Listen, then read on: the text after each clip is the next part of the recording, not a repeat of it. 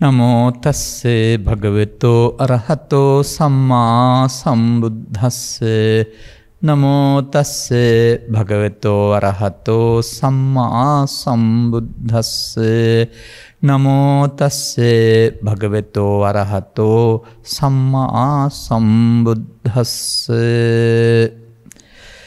යෝනාජ්ජගමා භවේ සුසාරං විචීනං පුප්පමිව උදුම්බරේසු සෝබිකෝ ජහති ඕරපාරං උරගෝ චින්නමිව තචං පුරාණං. එක්සත් රාජධානියෙහි පදිංචි සිටින්නා වූ ආදරණීය දියණියකගේ දෙගුරු උපහාරයක් ලෙසින් ඔබට ලැබෙන මම ධර්මානුශාසනාවට ලෝකේ කොතනක හෝ සිටිමින් සවන් දෙන්නා වූ සදහැවර පින්නතුනි. බුදු සමය කියන්නේ මානව දහමක්. කතුරයා නැත්නම් මතු කරගත් කෙනා කියන්නේත් මිනිසෙක්. නොපෙනෙන බලවේගයක බලපෑමක් හෝ පැටවීමක් හෝ අධිකාරියක් නෙවෙයි. ඒ මහා මානව හිතවාදියා එදා මානව සමාජයේ සිසාරා යමින් මිනිස් වර්ගයා පැටලී සිටියා වූ පඹගාලක හේවත් ජීවන දුකක් පැටලී හිටියා වූ මේ මහා නොදන්නාකමින් ගලවාගෙන ජීවිතයට සැනසුමක් ලබා දීම සඳහා විප්ලවීය ව්‍යාපාරයක් දියත් කළා. ඔබ හිතනවා නම් ගමෙන් ගමට වැඩම කළේ පිරිසක් හදාන ශාසනය පළල් කරන්න මිනිස්සු මහාන කරන්න කියලා ඒක වැරදි. බික්ඛු හිතාය බික්ඛුණී හිතාය නෙමෙයි බුදු දේශනාව බහුජන හිතාය සුඛාය. එදා උන්වහන්සේට ඕන වුණා අපට මෙන් ලෝසිසාරා යන්න පුළුවන් මාධ්‍ය පහසුකම් සමාජ මාධ්‍ය පහසුකම් නැති යුගයක සමාජය ආමන්ත්‍රණය කරන්න පිරිසක්. ශ්‍රී මුඛයක් එකක් තිබිලා මදි. අපි කියන්නේ ලංකාව වගේ 64 ගුණයක් විශාලයි කියලා. මේ ಭಾರತ ජනතාවට මේ දහම් පණිවිඩය දෙන්නට භාවිතා කළ හැකි තිබුණේ මොකේ? උදව් කරගත හැකි තිබුණේ කන. එනිසා කටින් කනට කියන පණිවිඩයක් වශයෙන් තමයි එදා මේක ප්‍රචාර වෙලා ගියේ. ඒට සවන් දුන්නෝ. ඒ තේරුම් ගත්තෝ. ලබාගත් ජීවිතේ තිබෙන්නා වූ අසහනෙන් පීඩාවෙන් වර්තමානයේ භාෂාවෙන් කියන ආතතියෙන් මිදෙන්න මේ අනුශාසනාව තේරුම් ගත්තා. ඒකට ස්ත්‍රී පුරුෂ ගිහි පැවිදි භාවයක් තිබුණ නැති බව මා තේරුම්ගෙන හිටනවා වුණාට ලෝකේ බොහෝ දෙනෙක් තාම තේරුම් අරන් නැහැ. අනේ ඔබ තුල පවතිනා වූ මේ වැරදි මත ක්‍රමෙන් අයින් වෙලා යන්න ඕන. එදා යුගයේ ඒකතර ප්‍රයෝජන ගත්තේ එදා සිටි අය. උන්වහන්සේගේ පණිවිඩය ලැබුණ අය. අනුරාධපුර යුගයේදී ඒයින් ප්‍රයෝජන ගත්තේ ඒ දහම් පණිවිඩය ලබා ගත්තා ලංකාව පුරා. අනේ වගේ ඒක හැම විටම කාලීන වෙන්න ඕන. එහෙම නැත්නම් වර්තමාන කාලීන. ඉතින් බුදු සමය ප්‍රචලිත වී ගියා වූ රටවල් අතර ඒ සංරක්ෂණ ක්‍රමයක් අපිට වගේ හොඳට තියෙනවායි කියලා මං හිතන්නේ ලෝකෙ කොහෙවත් පිළිගන්නේ නැහැ. ථෙරවාදී පරපුරක් විසින් කටපාඩමින් සංරක්ෂණය කරනවා වූ මේ ඉගැන්වීම් අනතුරු ග්‍රන්ථාරූඪ කරමින් සංරක්ෂණය කළා වූ සංරක්ෂණ වැඩපිළිවෙලක්. බුද්ධ ශ්‍රාවකයන් ප්‍රධාන වශයෙන් භික්ෂු පරපුර නමුත් උපාසක උපාසික පිරිසගේ සහයෝගයෙන් සුරක්ෂිත කරගෙන හිටියයි කියලා මම දකින්නේ නැහැ වෙන රටක මේ තරමට. ඔය ඒ යුගවලදී විදේශගත අය ලංකාවට ආවා කියලා කියන්නේ එහෙම හොයන්න. නමුත් වර්තමානයේදී සංරක්ෂණය පැවතුනාට සිසු ආගම්වලට සමගාමීව කතුවරුන් අදහන පුද පූජා පවත්වන නොගැඹුරු එකක් බවට පත් වෙලා කියලා මම කල්පනා කරන්නේ ලෝකේ පුරාම. ථෙරවාද හෝ මහායාන සමයන් පවතින රටවල් වල වඩාත් මම දකින්නේ පුද පූජාවන්ට මුල් තැන පවත්වන දී තිබෙන එක. නමුත් එතකොට බුදුන් වහන්සේ ආශ්චර්යමත් පුද්ගලයෙක් වෙනවා ඔබට වඩා ඉහක් ඉහළින් ඉන්න වැඳලා පින් සිදු කරගන්න පුළුවන් පුද්ගලයෙක් වෙනවා. නමුත් උන්වහන්සේ මිනිසෙක් වශයෙන් බලලා උන්වහන්සේ ගිය ගමන මිනිසෙක් වශයෙන් ඔබටත් යන්න පුළුවන් නම් ඒ ආයහක්කේ මේ ජීවිතේනේ යහත්ම වශයෙන්ම නේද? එන්න මෙහෙම වර්තමාන යුගයට ගැලපෙන්නා වූ තවත් අවුරුදු ලක්ෂ 5ක් 10ක් ගියත් ඒක වර්තමානයේ. වර්තමාන යුගයට ගැලපෙන්නා වූ මානව හිතවාදී දහමක් වශයෙන් ඔබේ අවධානය යොමු කරන්න මේට. මෙයින් පෙන්වන්නා වූ ආධ්‍යාත්මික සැනසීම අద్භූත දෙයක් හෝ පරලෝට අදාළ දෙයක් වශයෙන් හෝ අනාගත බුදුවරයෙක් ලබා දෙන්නා වූ දෙයක් වශයෙන් හෝ හිතන්නේ නැතුව බුදුවරු හෙළි කළා වූ මග යමින් ඔබ විසින් ලබාගත දෙයක් බවට ඔබේ ඥානය දියුණු කරගන්න. ඒ වගේ මේ කුශාග්‍ර බුද්ධිමතුන් සඳහා පමණක් සීමා වූ දෙයක් වශයෙන් උපකල්පනය කරන්නත් එපා. මන්දයත් ඔය බුදු සමය පිළිබඳව සිද්ධාර්ථ කුමාරෝත්පත්තිය පටන් බුද්ධත්වයේ පරිනිර්වාණය දක්වා ශාසනය පුළුල් යාම දක්වා ඒ තුළ අද දක්වාපු අවුල් නිරවුල් කාරණා මේවා හදාරලා වහ විශාල දැනුමක් එකතු කරගෙන දැනුමැත්තෙක් බවට පත් වෙන්න පුළුවන්. මහදැනමුත්තටත් ඔය මහදැනමුත්තා කිව්වේ මං හිතන්නේ මහදැනුමැත්තා කියන එක තමයි. කරලා වාද විවාද කරන්න තර්ක කරන්න ඉදිරිපත් කරන්න පුළුවනි. මා දකින්නේ තරම් විශාල පරාසයක් තුළ මේක දැනගන්න ඕන නෑ කියලා. එහෙම භාෂාව පිළිබඳ විසරදයකට තමයි ව්‍යාකරණ ගැන කියන්න පුළුවන්. ඉතිහාසය පිළිබඳ විසරදයකට තමයි ඒ ගැන අදහස් ප්‍රකාශ කිරීමේ අයිතිය තිබෙන්නේ. නමුත් සුනීත හරි සෝපහක හරි කියන්නේ රජ්ජුමාලා කියලා කියන්නේ එහෙම නැත්නම් පටාචාරා කිසాగෞතමී කියලා කියන්නේ ඔය කියන ගණේ කුසాగ්‍ර බුද්ධිමතුන් නෙවෙයි. ඔවුන්ට ජීවිතයේදී කිසියම් ආතතියකට නැත්නම් බලාපොරොත්තු නොවන පීඩනයකටපත් වෙන්න සිදු වුණා. ඔවුන් කිසිවෙක් දිවිනසා ගත්තයි කියලා හෝ වෙනත් විකල්ප ක්‍රියාමාර්ග ගත්තා කියලා අපි දකින්නේ නැහැ. ඔවුන්ට බුදුන් පිළිසරණ වුණා නමුත් දහම දීමෙන්. බුදුන් පිළිසරණවන්නෙත් ධර්මය කියා දීමෙන්. අන්න ඒ වගේ සරල මිනිස්සුන්ටත් ප්‍රයෝජන ගන්න පුළුවන් වුණා වූ සරල දහමක් වශයෙන් හිතන්ට මේ ඉතිහාසය අපට ඉඩ දීලා නැහැ. මේකට එකතු කරන ලද තවත් බරක් විශාල එල්ලලා තියෙනවා.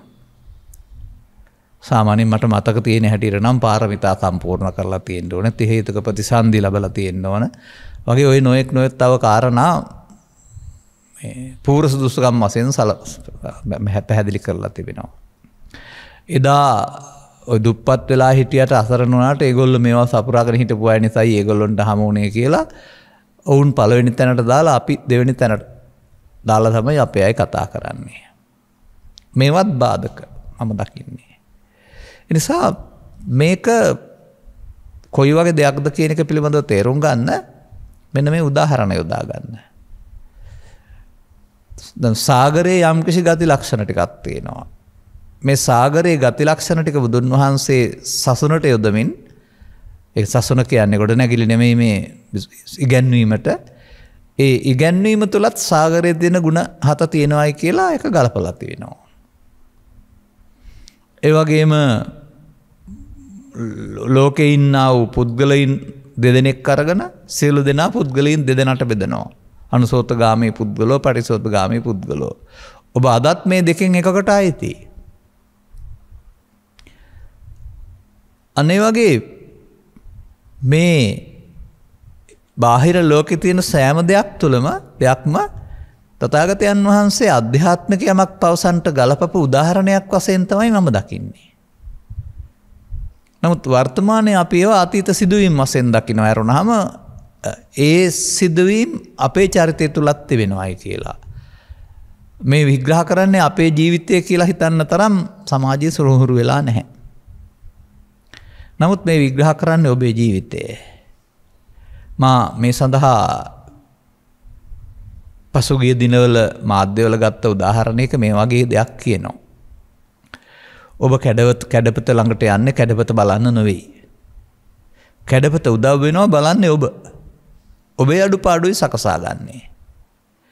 මේ තථාගත දේශනාව ඔබේ අඩුපාඩු සකසා ගන්නා වූ කැඩපතක් බවට පත් කරගන්න ඔබ සූදානම් වුණොත් ඉහාත්ම වශයෙන් හෙවත් මේ ජීවිතයේදීම ඔබ බලාපොරොත්තු නොවූ උත්තරීතර සැපතකට හිමිකම් කියන්න වෙනවා.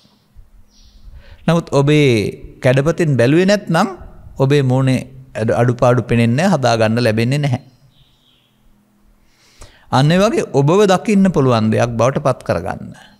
මානම් මේ අතීත සිදුවීම් ළමා කාලේ පාඩම් කරලා ඒ කාලේ මම හිතුවා ඒවා සිද්ධි වශයෙන්. එහෙම මානසිකත්වයක් මට ඇති වුණා. සිද්ධි වශයෙන් උනත් නොනත් අද පරිේශන පැවැත්වුවාම ඒක අතීතයට ගිය එකක් නිසා හදන්න බෑ. හැදුවත් වැඩකුත් නැහැ. නමුත් ඒක තුළ බුදුන් වහන්සේ මානව දහමක් දේශනා කරලා තිබෙනවා නම් එහෙම නැත්නම් ඒක ඔබේ ජීවිතයට ගලපලා තිබෙනවා නම් ඒකෙන් පිළිඹුවන්නේ ඔබේ ස්වභාවය නේද?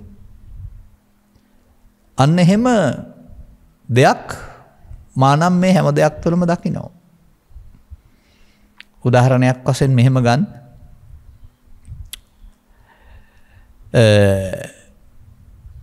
සෙන් ගුරුවරයෙක් ළඟට ශිෂ්‍යෙක් එනවා. යමක් ඉගෙනගෙන ඉන්නේ. උන්වහන්සේ කැඳ කෝප්පයක් වළඳමින් ඉන්නවා. ශිෂ්‍යයාටත් කැඳ කෝප්පයක් දෙනවා වළඳන්න. කැඳ වළඳලා ඉවරුණෙන් පස්සේ අහන දෙයක් තමයි උන්වහන්සේ දැන් කැඳ වළඳලා ඉවරද? එහෙමයි ස්වාමීනි. එහෙනම් කෝප්පේ හොදන්න.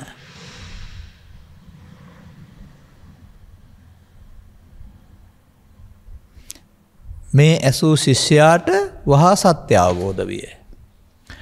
මං හිතන්නේ 1981 කාලේ තමයි මට මේක හමු වෙන්නේ. කුමක්ද මේ කියලා තිබුණේ කියලා මම අවුරුදු 25ක් තිස්සේ හෙව්වා. ගලප ගන්න බැලුවා. අද නම් මේකේ අර්ථය මම දන්නවා. එතකොට අන්නේ කැඳ බොණ්ඩ යාමේදී කෝප්පේ කැඳ තැවරන එක සහ අනතුරුව කෝප්පේ පිරිසිදු කරගන්න නම් කෝප්පේ හොදන්න ඕන කතාව සිද්ධියක් වශයෙන් බැලුවට ඊට පස්සේ ඒක පෙන්වන්නේ දහම් කරුණක්. එතකොට ඒක කියවෙන්නේ බුදු සමයේ ගැඹුර පේරුම් ගන්න පෙර ජීවිතය කැඳ වැළඳීමක් විදිහට. නමුත් කැඳ වළඳන්න යාම තුළ කෝප්පේ තැවරීමක් සිදු වෙනවා. මේ ජීවිතේ තේරුම් ගත්තේ නැතුව ජීවත් වෙන්න යාම තුළ සිත අපිරිසිදු වෙන හැටි තමයි ඒකෙන් පෙන්වන්නේ. අනතුරුව බුදුන් වහන්සේ හොය බඳු ගුරු රැසක් ලබා ගත්තයින් පසුව තැවරුණු ටික අයින් කරගත්තාම පිරිසිදු කෝප්පේ හමු වෙනවා. එතකොට මේ සිද්ධිය තුළ මම දකින්නේ බුදු සමය හැමීමට පෙර තිබුණා වූ පුද්ගලයෙකුගේ අනුසෝතගාමී ප්‍රතිපදාවත් ඒ කියන්නේ දුක්ඛගාමී ප්‍රතිපදාවත් අනතුරුව තේරුම් ගත්තයින් පස්සේ දුක්ඛ නිරෝධගාමී ප්‍රතිපදාවත් දෙක. එතකොට අර සිද්ධිය තුළ පෙන්වන්නේ ධර්මයක් නේද? මෙන්න මේක තමයි මේ බුදු සමය තුළ තියෙන රහස. ඒ නිසා ඔබ මේ හැම සිද්ධියක්ම අතීතයේ සිදුන දේවල් වශයෙන් පාඩම් කරගෙන ලියන්න විෂය නිර්දේශයට. ඔබ තුළින් දකින්න අවශ්‍ය දැක්මක් සඳහා ඔබේ දැනුම දියුණු කරගන්න වෙනවා. එතකොට තමයි ඔය පෙන්නන ඔය කතාව වගේම අනිත් හැම එකක් තුළම මම දකිනවා මේ සමාජයට දීපු ආදර්ශ. සමහර විට මේ ධර්ම දේශනාවේ මැදට යනකොට මම යමක් ඔබට ඒ පිළිබඳව ඉදිරිපත් කරන්න පුළුවනි. මේ සඳහා අද අපි යොදාගත්තේ කුද්දක නිකාය සුත්ත නිපාතේ පවතිනා වූ සූත්‍ර දේශනාවක එක ගාථාවක්. මේ සූත්‍ර දේශනාව මාධ්‍ය තුල අපි පැහැදිලි කරනු ලබනවා. නමුත් ඒක ඔක්කොම කියන්න ඕන නෑ. ගාථාපද දෙකෙන් දෙකට මේ සරල සත්‍ය එලි කරනු ලබනවා. අපි මේ සරල සත්‍යයට යොමු වෙලා බලමු. අවධානයෙන් සිටින්න. මා මේ කරන පැහැදිලි කිරීම තුළ ඔබව දකින්න උත්සාහ කරන්න. මේ ඔබේ කතාව කියලා හිතාගන්න. බලන්න යෝ න අජ්ජගමා භවේසු සාරං කියලා පදයක් තියෙනවා. යම්කිසි පුද්ගලයෙක් අජ්ජගමා භවේසු මේ භවයන්හි ගමන කයෙන් යන ගමනක් නෙවෙයිනේ. කය අතහැරෙනවා. නමුත් ආධ්‍යාත්මික මොකද්ද බලපෑමකින් තමයි යන්නේ. භවේසු කිව්වම භවයන්හි කියලා තියෙනවා. කාම භවේ, රූප භවේ, අරූප භවේ. එහෙම තමයි මේ ආධ්‍යාත්මික බැඳීමක් තුල භවත්‍රයක් ඔස්සේ සත්වයා සසර ඇවිදින්නේ. නමුත් විචීනං පුප්පමීව උදුම්බරේසු අන්න දෙවෙනි පදේ. ඔය විදේශ රටවල තියෙනවද දන්නේ මේ කියන ගහ දිඹුල් ගස, අත්තික්කා ගස. ගෙඩි කැඩුවට ගෙඩිවල සාරයක් නැහැ. ඒක තමයි මේ පෙන්වන්නේ. නැත්නම් මල් කියලා හෙව්වට මල් නැහැ. ඒකේ මල කියන එක පිළිපිටට හැදෙන්නේ නැහැ. නමුත් ඒකේ ඇතුලේ තියෙන යමක් ඒක සිදු වෙනවා. නමුත් ගෙඩිය වගේ පේන්නේ. එතකොට දිඹුල් මල් නෙලන්න ගිහින් මල් ලබන්නේ නැහැ. උපමාව ඔන්න බලන්න. මේ දිඹුල් මල් නෙලන්න ගිහින් දිඹුල් මල් වල මල් සුවඳක් සාරයක් නොලබන්නාසේ මෙන්න මේ අධ්‍යාත්මික බැඳීමක් මුල් කොටගෙන තිබෙනා වූ භව ගමනේහි සාරයක් දකින්න නැද්ද යමෙක්? ඔහුට ඊට පස්සේ සෝබික්ඛු කියලා කියනවා. දැන් මුලින් මෙතන මම දකින්නේ මේ සූත්‍රයේ යෝ බික්ඛු කියලා නෑ. නමුත් සිංහලට ලියනකොට යම් මහණෙක් කියලා ඒක භික්ෂූන්ට සීමා කරලා. විශාල වරදක් මේ තියෙන්නේ මම දකින හැටියට. යමෙකුට දකින්න පුළුවන් නම් දැක්ම තුළ භික්ෂුත්වයේ හිම වෙනවා, සිවුර තුළ නෙවෙයි. එහෙමයි දකින්නේ. මම පැහැදිලි කර තේරුම් ගන්න. ඒ පුද්ගලයාට දැකුම ඇති බැවින් ජහති ඕරපාරං නැත්නම් ඕරපාර කියන්නේ ඔය කාම භවයේ ඇවිදින ගමන කාම ලෝකේ ඒක සාරයක් නැති දෙයක් වශයෙන් දැකලා අතහරින්න පුළුවන්. කොයි වගේද කියලා කියනවනම් බලන්න පුදුම උදාහරණ මේවා. ඔබ ගමක රටක හැදිච්ච කෙනෙක් නම් උරග ඉංගේ කය පිළිබඳව දැකලා ඇති. උරග කියන්නේ බඩගා යන සතුන්ගේ. අපි නම් සාමාන්‍යයෙන් වැඩිපුර දකින්නේ ඔය ගැරන්ඩියා කියන සතා. ඉස්සර නම් දියනාදී බරියක් දැක්කා. වසවිස භාවිතා කරන්න ගිහින් ඔවුන් පරලෝ යන්න වුණා වඳ වෙන තරමටම. නමුත් තවත් උරග වර්ග ඉන්නවා විස සහිත සහ. එතකොට ගමේ ඉන්න විස නොවන සතා වශයෙන් ඉන්න මේ ගැරන්ඩියා වගේ සතෙක් නැත්නම් ඔහුට පුළුවන්කමක් තියෙනවා කලක් යනකොට ඔහුගේ පුරාණ සම හෙවත් හැව කියලා එකට කියන්නේ ගලවලා දාලා යන්න. ගස් අතරින් ගිහින් ඌ නිදහස් වෙලා යනවා. අර ඌට වැඩක් නැති එකක් බවට වෙනවා. චින්නමිව තචං පුරාණං පුරාණ හම අතහැර දමන්නාසේ. බලන්නක බුදුන් වහන්සේගේ මේ දේශනාවේ උපමාවේ තියෙන හරවත් බව. ගැරන්ඩි හැවත් නිවන් මඟ පැහැදිලි කරන්න යොදා ගන්න පුළුවනි. ඔන්න ඕකයි මම කියන්නේ මේක මහා පුදුම දහමක් කියලා. ලෝකෙ කිසිම දෙයක් නම් බුදුන් වහන්සේට ඉතුරුනේ නැහැ. උපමාවකින් අපේ දුකටපත් වෙන හැටි දුකින් ගැලවෙන මඟ පෙන්වන්නට බැරිව එහෙම. නමුත් උරගයාට පැරණි සැව අතහරින්න පුළුවන් වෙන්නේ ඒකට වැඩක් නැති නිසා. කිසි කරදරයක් නැතුව ගලවලා යනවා. අන්න ඒ වගේ මේ කාම භවය අතහරින්න පුළුවන් වෙනවා කියලා තියෙනවා යමෙකුට.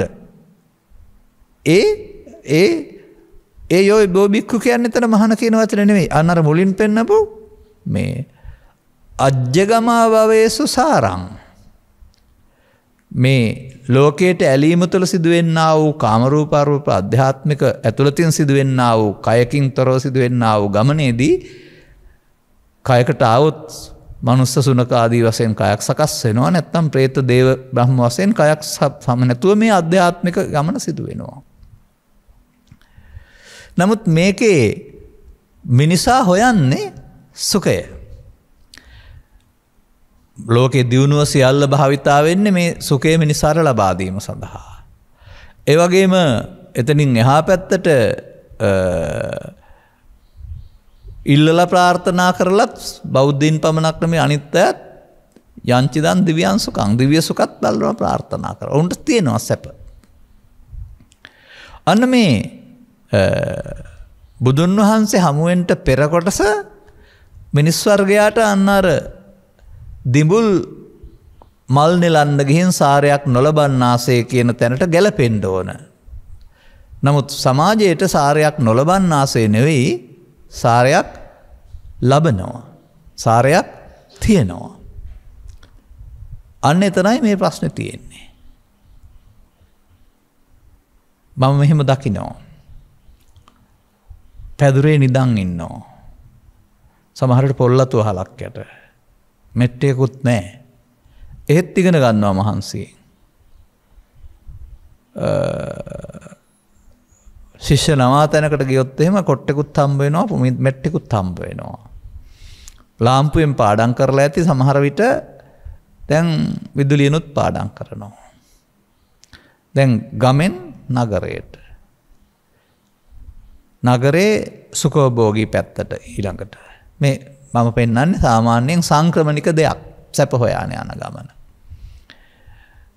අදත් මම මේක දකිනවා. ගමේ ඉන්න අය Tamanගේ ඉඩම් විකුණලා නගර ආසන්නයට එනවා. නගර ආසන්නයේ ඉන්න අය විකුණලා ප්‍රධාන නගර පැත්තට යනවා. ප්‍රධාන නගරවල ඉන්න අය වත්කමක් වෙනකොට ඒවත් විකුණලා විදේශ මීට වඩා හොඳ විදේශීය අවුල් නැති රටවල් වලට යනවා. මේ විදිහට මේක දිගටම සිදු වෙමින් පවතිනවා. මේ හොයන්නේ මොනවද? එක රොඩා එකක් සැප නෙවෙයිද හොයන්නේ. බාහිර වශයෙන් නැත්තේත් නැහැ. දරිද්‍රතාවෙන් පෙළෙන්නා වූ සූරා කෑමෙන් බහුල අසහනෙන් පිරි රටක ඉන්නවට වඩා ඒවා නීතියෙන්ම පාලනය කරපු ඒ වගේම පව්පින් විපාක විශ්වාස නොකලත් නීතියට ගරු කරන මිනිසුන් ඉන්න රටක දොරවහල යන්න පුළුවන් නම් වාහනේ පාරේ නවත්තලා යන්න පුළුවන් නම් ඒකේ කප් එක හරි වීදුරු ගලවන්නේ නැත්නම් එතකොට ඒවා නිසා පීඩාවටපත් වෙන්නේ නැහනේ. අන්න එහෙම මේ පවතින ලෝකයේ තුල පහසුකම් තුල සැප හොයනවා. නමුත් හමු නොවනවා නොවේ.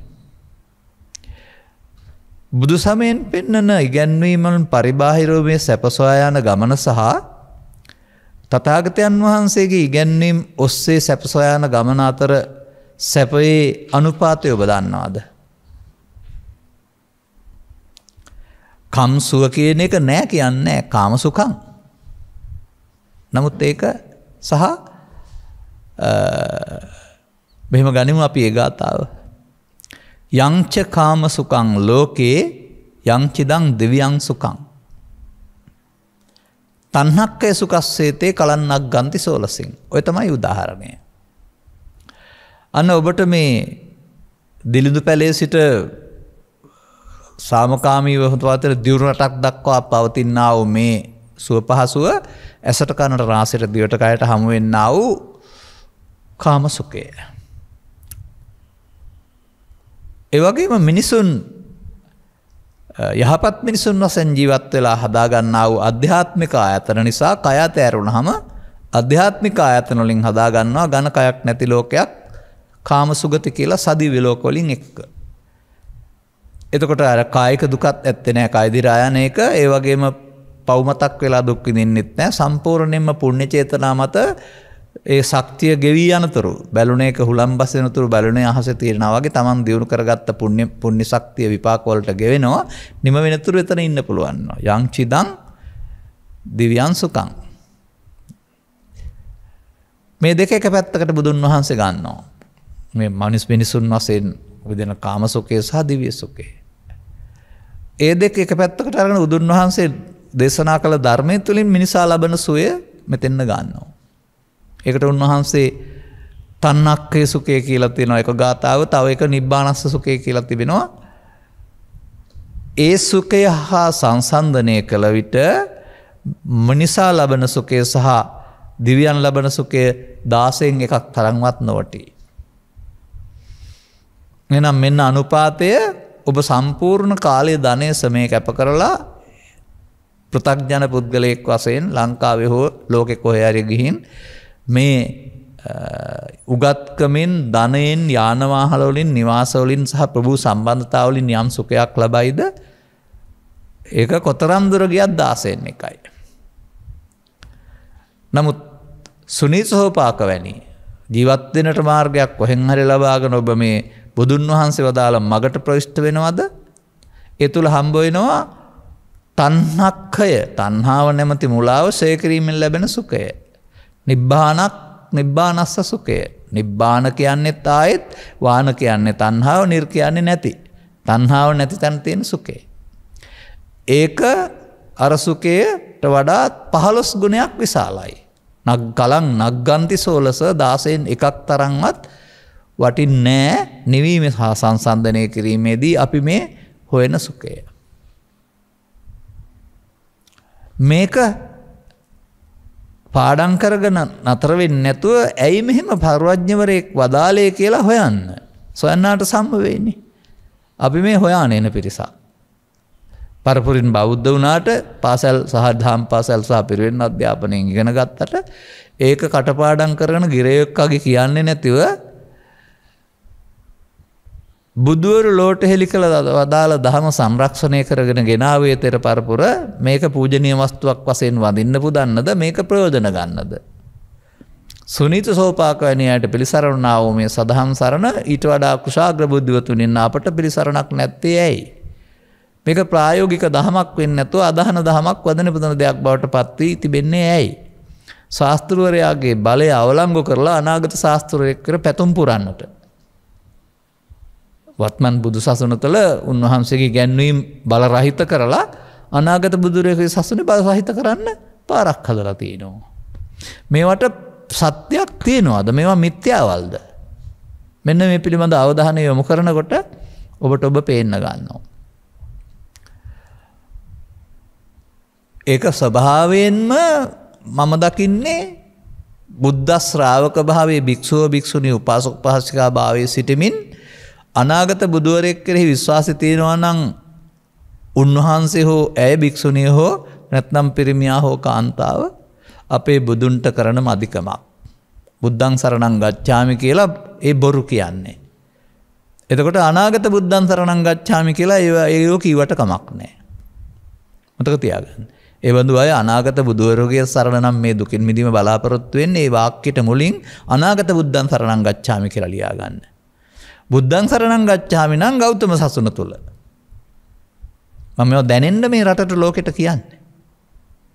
අනාගත බුද්ධං සරණං ගච්ඡාමි සමාජයක් හැදුවට ඒක හැදෙන්නේ නැහැ. ඒක අනාගතේ අදානේ බුදුවරයානේ ඒ දහමෙන් මිනිස්සු හැදෙන්නේ. මිනිස්සු වෙනස් වුණේ දහමකින්. එතකොට අද දහම පාවිච්චි කරන්නේ නැතුව අනාගතේටයි මේ සමාජය හැදෙන්නේ. නමුත් අපට වර්තමාන රටනම් හදාගන්න ඕන දෙහිදීතියක් බවට පත් කරන්න නීතියෙන් හෝ පෞපින් විපාක විශ්වාසයෙන් සාමාන්‍යයෙන් රටක් හැදුනට ඊට එහාට හැදෙන්නට ගෞතම බුදුන්ගේ සසුනේහි බුද්ධ ධම්ම සංඝ කියනා වූ රත්නත්‍රය පුද්ගලයෝ සහ පොත් වශයෙන් අදහන්නේ නැතුව නැත්නම් පිළිම බුදුන් ධර්මයේ පොත සංඝයා ස්වාමින් වහන්සේලා කියලා මේවට අර පෘථග්ජන භාවයේ සරල අර්ථයක් දෙන්නේ නැතිව අචංචා හිමියන් වදාළ පරිදි හදවතේ වැඩ ඉන්නා වූ තෙරුවන් වැඩ ඉන්න ඕන තමන්ගේ හදවතේ කියලා උන්වහන්සේ වදාරලා තිබෙනවා. මමත් ඒක විශ්වාස කරනවා උන්වහන්සේ වදාලා නිසා නෙවෙයි මට තේරුණා නිසා. උන්වහන්සේ වදාළ දේ ඒකට සාක්ෂියක් කොට ගන්නවා මම.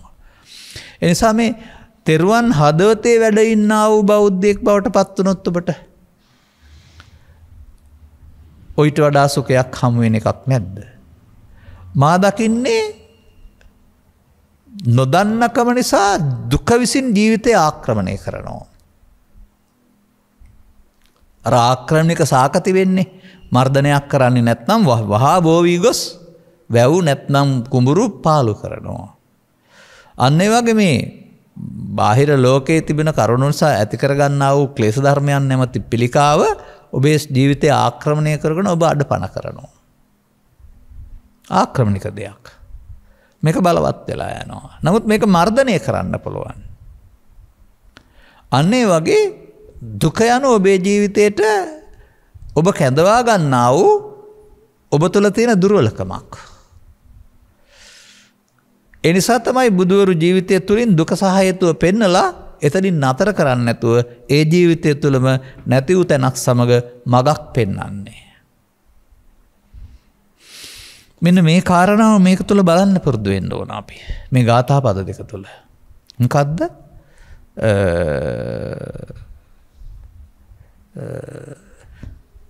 මෙතන පෙන්වන්නේ කාමයන් පිළිබඳව කතා කරලා කාම ආදී භවයන් නිසා සාරයක් නැහැ කියන එක පිළිබඳව. දැන් ඔබට සාරයක් තියෙනවා තථාගතයන් වහන්සේ වුණාට වෙනත් විදිහකින් පෙන්වනවා. සුපිනූපමා කාමා. සුපින කියන්නේ සිහිනවලට. කාමයේ හේවත් ඔබ විඳින්නා වූ සැපත අපි කියමුකෝ රූපේ, ශබ්දේ, ගන්ධේ, රසේ, ස්පර්ශය කියනා වූ මේ පහ තුලින් ඔබ මේ ලෝකේ සැප විඳිනවා. ඒක රූපෙන්, ශබ්දයෙන් අන්තිමට ස්පර්ශ කියන තැනට ගොනු කරලා තිබෙනවා. නව කතාව තුළ, චිත්‍ර කතාව තුළ, චිත්‍රපටය තුළ, නාට්‍ය තුළ හැම එකක් තුළම එතෙන්ට තමයි මේක ගොනු කරලා පෙන්වලා තියෙන්නේ. මේක තමයි ලෝකෙ විඳින්න තියෙන සැප කියලා.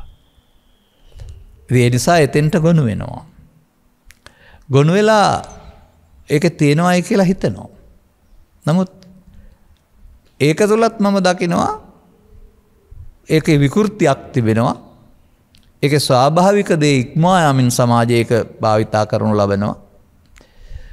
ඒ වගේම ඒකට පරිණාමය විසින් දුන්නා වූ අගේ විකෘති කරගෙන වෙනත් පැතිවලට පාවිච්චි කරනවා මේක. වෛද්‍ය විද්‍යාවේ දියුණුව, එහෙම නැත්නම් නීතිය, එහෙමත් නැත්නම් තවත් කාරණා උදව් කරගෙන. එතකොට මිනිසා විසින් මේක අර විකෘති පැත්තට යොදාගත්තම දිමුල් මල් තමයි මම නම් දකින්නේ හොයනවායි කියලා. ලෝකේ මොන සමයන් තිබුණත් සමයන් පහළ වෙන්න පෙර මිනිසා පහළ වුණේ කේ තිබෙන්නේ 50ට 50 ස්ත්‍රී සහ පුරුෂ.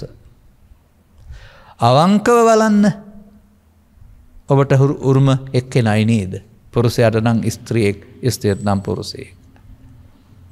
ඒක හැඟීම් වලින් විකෘති කරගන්න නැතුව ඒකේ සාධාරණයක් තියෙනවා කියලා මම දකිනවා. නමුත් මේක මෙතනින් එහාට ගියාපුවාම ඔය වර්තමානයේ නම් මේකට වචනයක් සිංහලෙන් තියෙනවා සමරිසි කියන එකක්. එහෙම නැත්නම් ලෙස්බියන්ස් කියලා වචනයක් ඔබ දන්නවා ඇති. ඒ මොනවද? ඒ අර ස්වාභාවිකත්වයේ භුක්ති විඳීමද විකෘතියක්ද? ඔබ හිතනවාද මේක විකෘති පැත්තට ගිහින් කවදාවත් ලබන්න හම්බ වෙයි කියලා? ලැබෙනවා. මේකේ වැඩෙන්නේ ලෙලඟතුකම නෙමෙයි රාගය.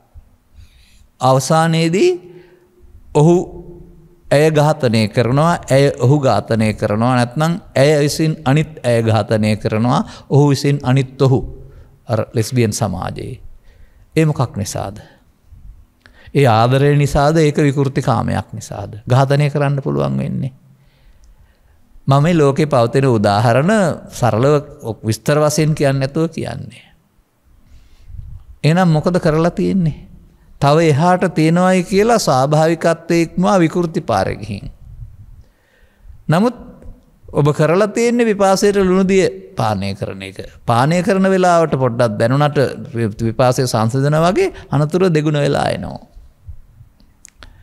ඒ නිසා මේ මිනිසුන් කරන්නේ සැප හොයනවායි කියලා පිපාසයට ලුණු දිය පානය කිරීමක් කියලා තේරෙන්නේ ජීවිතේ අගට ගියාම, මුලින් තේරෙන්නේ නැහැ. ඒ නිසා මේ සුපින පදයෙන් මේ පෙන්වන දේ ටිකක් තේරුම් ගන්න බලන්න. සිහිනය කියන්නේ කුමක්ද? ඔබ සිහිනෙන් මගුල් ගෙදර ගියොත්, සිහිනෙන් අවමගුලකට ගියොත්, සිහිනෙන් විභාගේ පාස් වුණොත්, සිහිනෙන් විභාගයේ ෆේල් වුණොත්, මේ දෙකේ පවතිනා වූ සැප සතුට සැප සහ දුක ඔබ භුක්ති විඳින්නේ නැද්ද උපරිමයෙන්? අවදි වුණාම මොකද හිතෙන්නේ ඔබට? සැබවින්ම ඔබ එහෙම විභාගයක් පාස් වෙලා තිබෙනවද? ෆේල් වෙලා තිබෙනවද?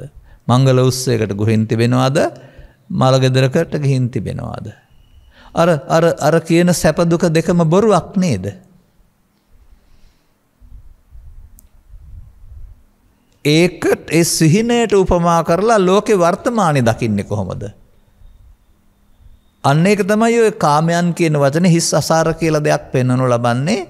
සාරයක් සසරේ ඇවිදලා හොයනවා.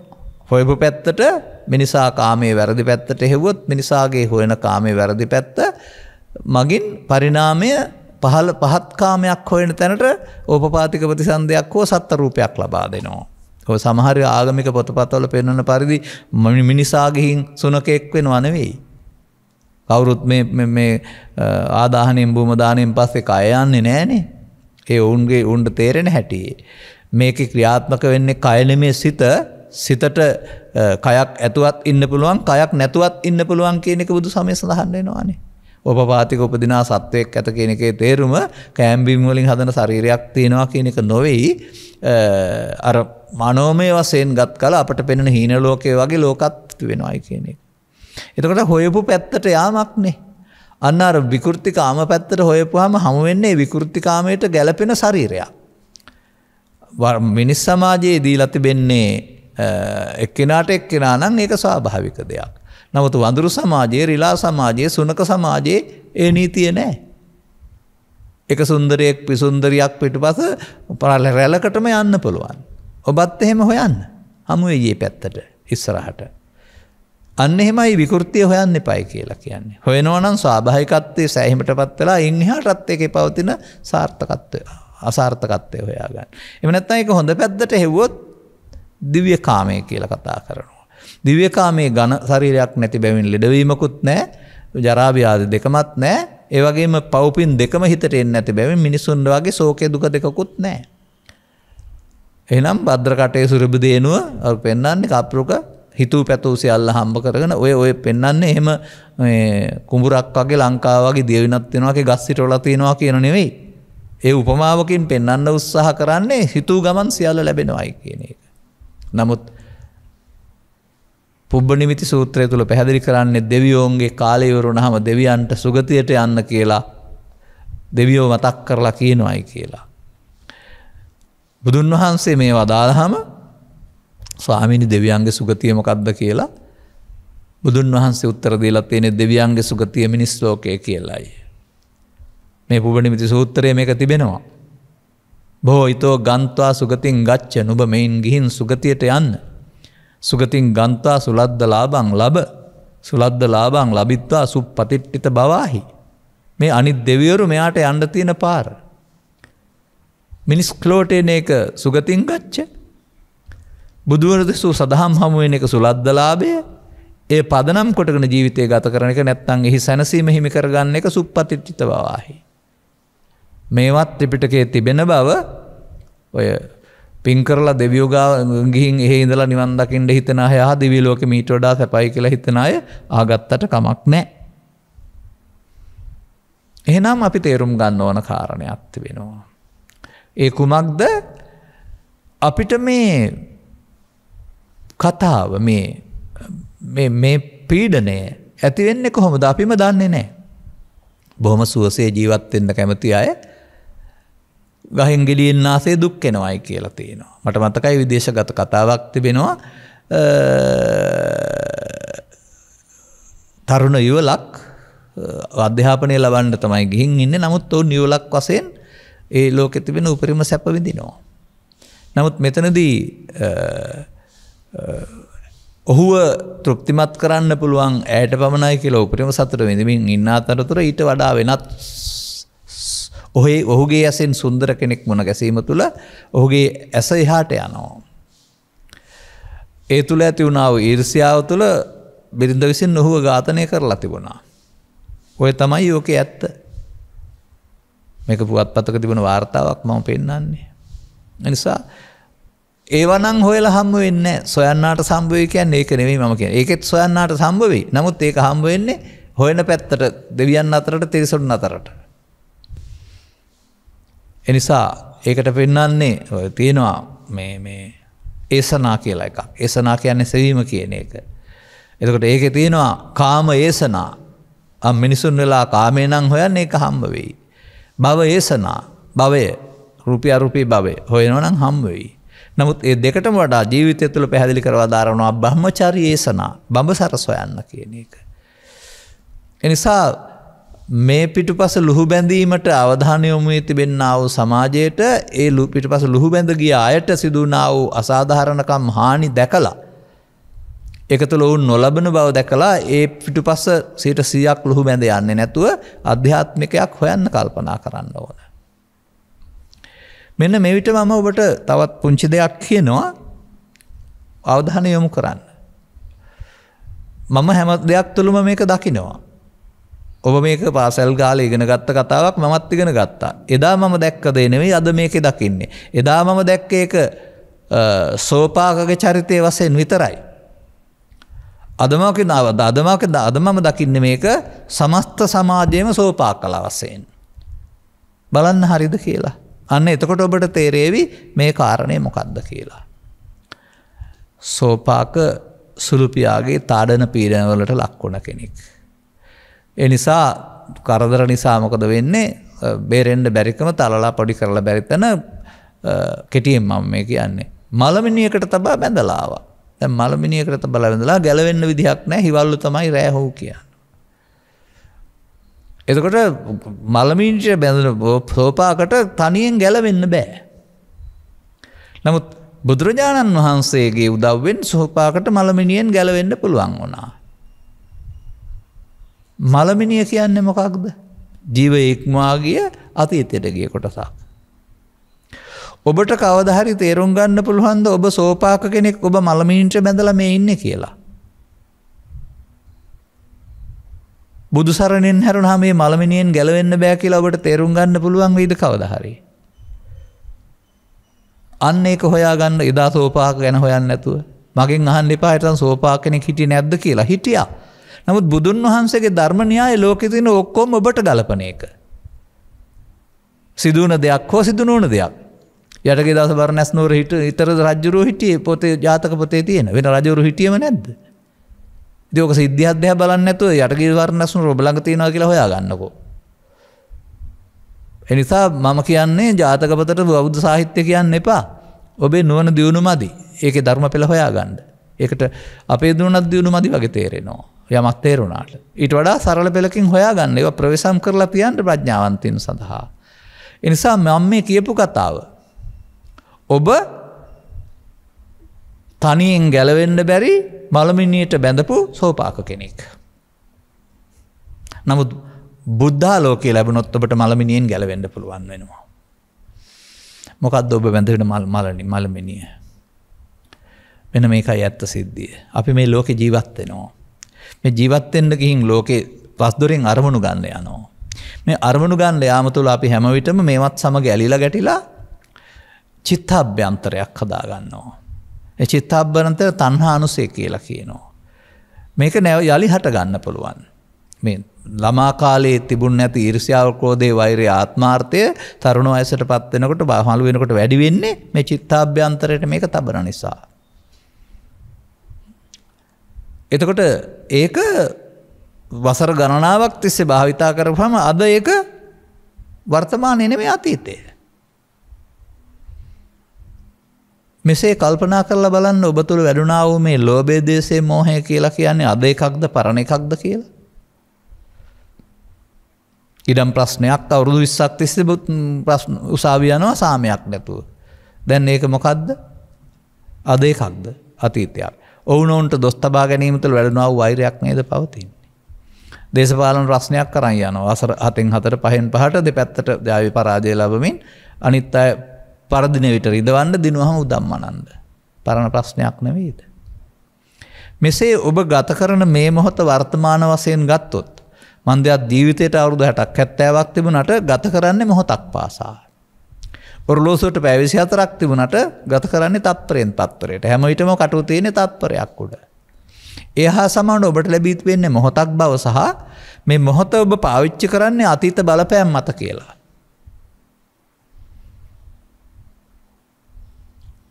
දැන් හැම විටම ඔබ තීරණ ගන්නේ වර්තමාන මොහොත මුල් කොටගෙනද ඔබ විසින් මේ එකතු කරගත්ත මතකේ නෙවෙයි මතක තබා ගන්න. මතකේ ඉක්මවාගේ හැඟීම් වසඟීම හේවත් ලෝභ මෝහ දේශ මෝහ පදනම් කොටගෙනද.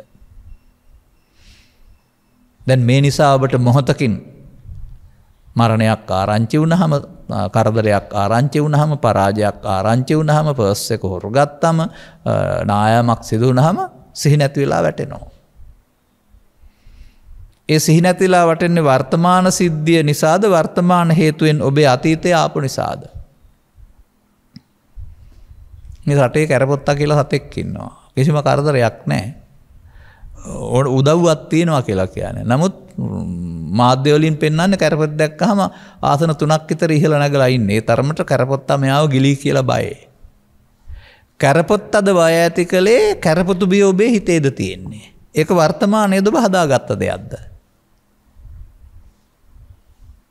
මේ දවස්වල මේ අපි ඉන්න ප්‍රදේශවලට මාස ගණනක් තිස්සේ නතර නොවි වහිනවා. වෙනදා නම් මේක ඔය මැයි ජූනි ජූලි අගෝස්තු වල තමයි ටිකක් බලවත් වෙන්නේ. ඒ නිසා සිසිල් ප්‍රදේශවල බිම ඉන්නවා පුංචි සතෙක් කූඩැල්ලා කියලා. ඉතින් අපිට මේ ළමා කාලේ ඉඳලා මේ ජීවත් වෙලා උන් කිසි ගණනක් නැහැ. ඌටත් හිරිහැරක් නොවෙන්න ගලවලා දාන හැටිත් දන්නවා. කකුලට එන්නේ නැති වෙන හැටිත් අපි දන්නවා. නමුත් වර්තමානයේ බොහෝසේ වැසිවැයින් බොවි තිබෙනවා. මෙහෙට ආපු නැති කෙනෙක් කුඩැල්ලෙක් දැක්කොත් එහෙම යකෙක් දැක්කා වගේ තමයි බය වෙන්නේ. රාක්ෂයෙක් ගිලින්දා වගේ තමයි බය වෙන්නේ. එතකොට අර අපිට නැති බය යාට තියෙන්නේ කොහොමද? පේනවාද ඔබේ මලමිනිය? ඔබ බැඳ තබා තිබෙන මලමිනිය ඔබට පේනවාද? මෙන්න මෙසේ ඔබ විසින් හදාගත්ත අතීතයක් තුළ ඔබ දුක් විඳිනවා. මේ හැම එකක්ම අතීතයක්. අද එකක් නෙමෙයි. ඒ නිසා ලෝභය, මෝහය, ද්වේෂය, මෝහය කියන්නේ ඔබ බඳ තැබූ මලමිනියයි. ඔබට තනියෙන් මිදෙන්න කවදාවත් බෑ. ඕක තමයි යෝසෝපාගේ කතාවේ මම දකින පොදු සාරාංශය. හැබැයි බුදු සරණ ලැබුවම මිදෙන්න පුළුවන්. බලන්න මම පෙන්වන උදාහරණ තියෙනවා ඔයාලට. සාමාන්‍යයෙන් ඔබ යම්කිසි පුද්ගලයෙක් සමග හිතවත්ව ඉන්නවා. වසර ගණනක් තිස්සේ. දකින්නකොට වසර ගණනක් හිතවත්කම සිතට එනවා. අර මෙයා උදව්වක් විතරයි හිතවත්කම හිතට එනවා. ඔහුම තරහකාරයෙක් වෙනවා. කාලයක් තිස්සේ. ටික කාලයක් යනකොට ඔහු දකින්නකොට කේන්තිය හිතට එනවා. එතකොට මේක දැන් එකක්ද? හිතවත්කමත් දිගු කාලීන එකක්. කේන්තියත් දිගු කාලීන එකක්. බාහිරේ උදව්වක් පමණයි එන්නේ. මොකද්ද ඔබේ හිතේ හදාගත්ත දේ? දැන් මේ සැප දුක දෙකම මොකද්ද? මලමිනියක් නේද? ඔබ මලමිනියක් කර තබාගෙන සොහනේ නේද ඉන්නේ? අතීතයට ගිය. ඔබට ගැලවෙන්න බෑ නේද? ඔන්න ඕක දකින්න පුරු වෙන්න. අපි හැම විටම මේ විඳවන කාරණාව වර්තමාන නෙවෙයි, ලෝකේ නෙවෙයි තිබෙන්නේ. තව ඕනනම් වචන දෙකකින් පෙන්වන්නම්. ලෝදහම කියලා එකක් ලෝකේ තිබෙනවයි කියලා බුදුන් වහන්සේ වදාරනවා. නොදන්න පුද්ගලයාට ඒක දුක් ගෙනත් දෙනවලු. දන්න පුද්ගලයාට ලෝදහම දුක් ගෙනත් දෙන්නේ නැතිලු. නොදන්න පුද්ගලයාට අසුතවත් පු탁ජනයයි කියලා කියනවා. දන්න පුද්ගලයාට සුතවත් ආර්ය ශාවකයයි කියලා කියනවා. එතකොට ලෝදහම නම් දුක් ගෙනත් දෙන්නේ දෙන්නටම දුක් ගෙනත් දෙන්න ඕනනේ. ලෝදහම සිදුවීමක් බාර ගැනීම සහ නොගැනීම අතර පරතරය. අර බාර ගන්න කෙනා මලමිනියක් කර තබාන ඉන්න කෙනා. මලමිනිය අයින් කරපු කෙනාට දැන් ඉතින් මේකට තියෙන ගාථා වගේ අත්ති වෙනවා. අතීතං අනුසෝචන්ති යද් අතීතං පහීනන්තං. යමක් අතීතයේ දෙක මල එකක්. ඒක ගැන හිත වද විඳවන්න එපා. මෙන්න මේ වර්තමාන මොහොත මේක ජීවිතයක් වශයෙන් ගන්න නැතුව මොහොතින් මොහොත මේ වර්තමාන මොහොතට ඇවිදින් ඔබවට දුකටපත් කරන මේ අතීතෙන් මිදෙන්න බුදුන් වහන්සේ හෙළි කළ වදාලා වූ දහම් පෙළ කුමක්ද? ඔන්න ඔතෙන් එන්න වෙනවා. ඒ තමයි බුදු සමයේ භාවනාව ඊට පස්සේ.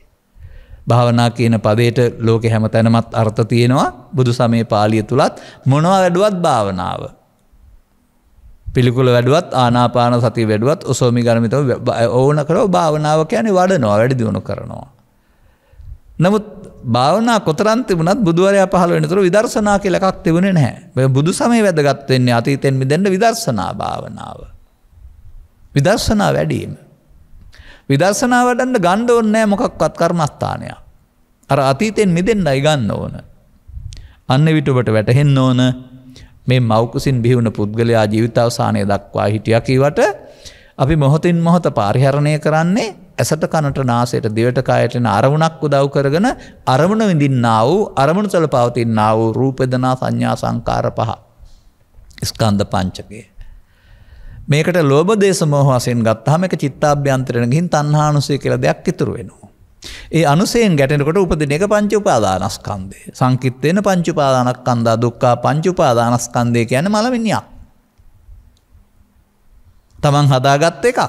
දැන් මේක එනකොට අන්න එනකොට මිදෙන්න ඕනේ. අන්න මේ සතිය ඕනකමක් තිබෙන්නේ මේ කරගත්ත මෝඩකම් ටික සියල්ල දැන් එකක් නෙමෙයි පරණ දෙයක්.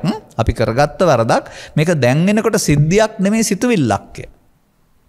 මේ සිතුවිල්ලට අර සිතුවිල්ල දෙයක් කොටගෙන තැවෙන්න හෝ උදම්මනන්න දෙයක් මේකේ නැහැ. ඒ තැවීම උදම්මනීම මමත්වයෙන් යුක්ත පැත්තක් බාර ගැනීමක් ප්‍රත්‍යඥ භාවයේ මලමිනිය කරතබාගෙන යාමක් මේකෙන් මිදෙන්න කියලා බුදුන් වහන්සේ වදාරන්නේ. ලබාගත් ජීවිතේ ජීවිත අවසානයේ දක්වා අතීතයක් හදාගත්තොත් ඒක විශාල මනමිනියක් කරතබාගෙන යනවා නිදහස් වෙන්න බෑ. නමුත් අවුරුදු 15 20 30 40 මුල් කාලේදී තේරුම් ගත්තොත් මේ මලමිනියක් කරතබා ගන්න එක කරන්න කියලා ඉන් පස්සේ මලමිනියෙන් මිදෙන මාර්ගේ යන්න පුළුවන් වෙනවා. ජීවිත කාලයේම මලමිනිය ඔස්සේ ගෙන යන පුද්ගලයාට අනුසෝතගාමී කියලා කියනවා. මේ පරණ අතීතය අරගෙන විඳින කෙනාට. ඒක තේරුම් අරගෙන ඕක අයින් කරගන්නට බුදු සමයේ සඳහන් අනිත්‍ය හෝ නිට්ටය ප්‍රයෝජන ගැනීම.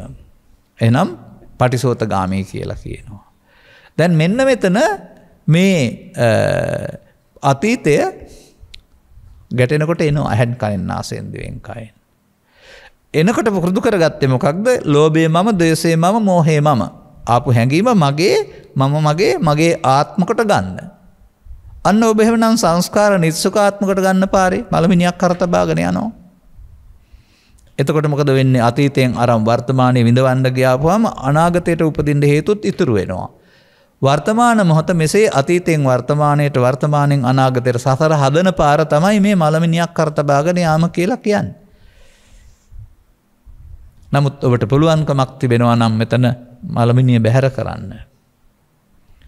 එහෙනම් අන්න ඔය සතිය ඕනකමක් තියෙන්නේ මේ මොහොතේ මේ මම ඕක ලේසියෙන් අරින්නේ නැහැ කියලා මමත්වෙන් අරගෙන සසර හදන එක හෙවත් මඤ්ඤමානේ කෝබික්කු බද්දෝමාරස්ස වෙනුවට ඒ අතීතේ ගන්න නැත්නම් ඒ මොහොතට සතිය උතෙන්නගෙනත් ඒක බැහැර කරනවා නම් මේකත් එක්කලා කරන්නේ සසර හදන එක සැනසුමක් ලබන්න නම් මේ මල අතීතය අතහරින්න ඕනයි කියලා ඒක මම කොට ගන්න නැත්නම් ඒකට නේද අනිදුක්ඛ අනාත්ම වශයෙන් බලනවා කියලා කියන්නේ. මොකක්ද අනිදුක්ඛ අනාත්මයෙන් බලන්න ඕන?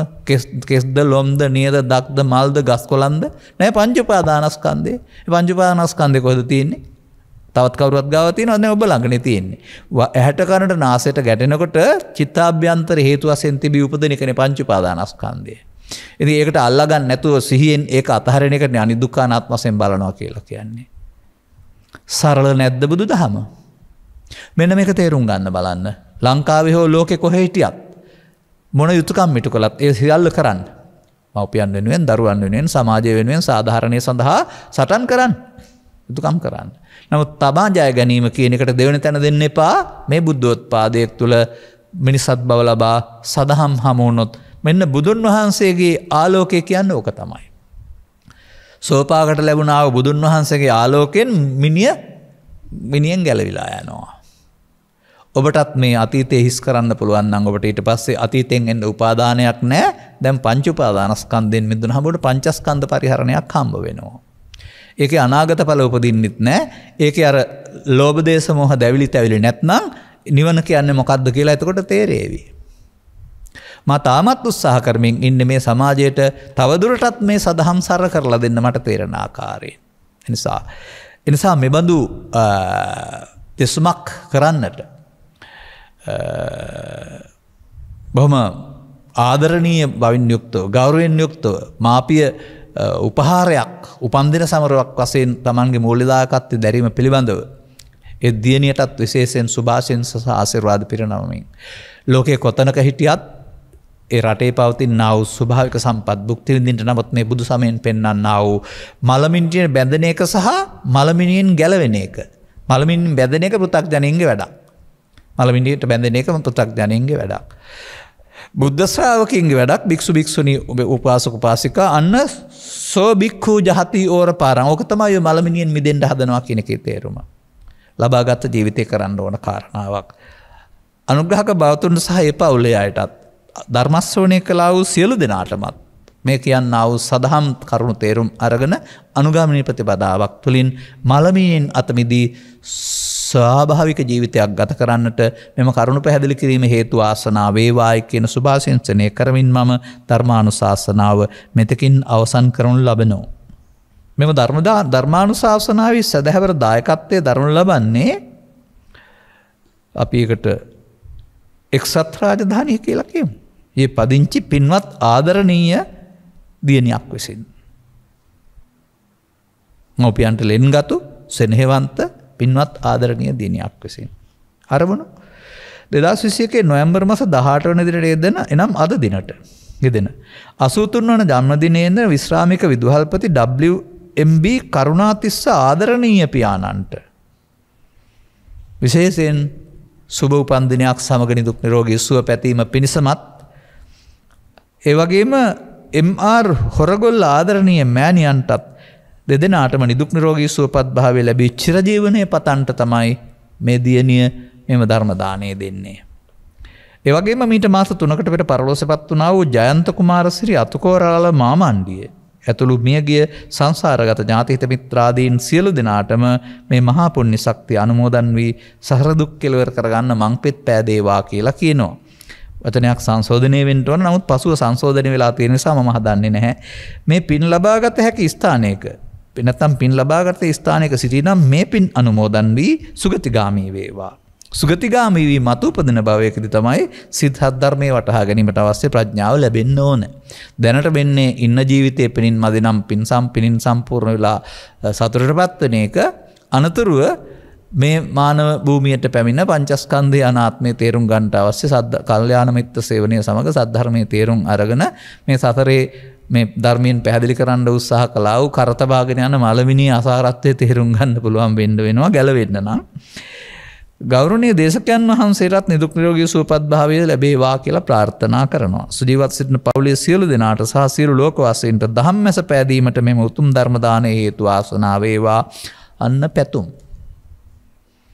පරලෝකීය ඥාතීන්ටම පින් දෙන්න බණ කියනවා නෙමෙයි මව්පියන්ට නිදුක් නිරෝගී සුව සහ දීර්ඝායුෂ සඳහා ආසනාය දෙනාට ධම්මැස පැසීම සඳහා.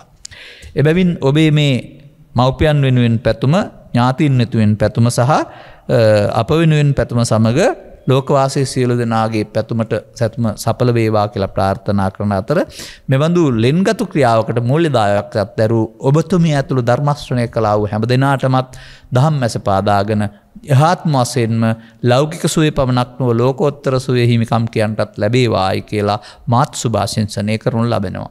සබ්බීතයෝ වජ්ජන්තු සබ්බ රෝගෝ විනස්සතු මාතේ බවත් අන්තරායෝ සුඛී දීඝායුකෝ බව හැම දිනාටම තෙරුවන් සරණයි.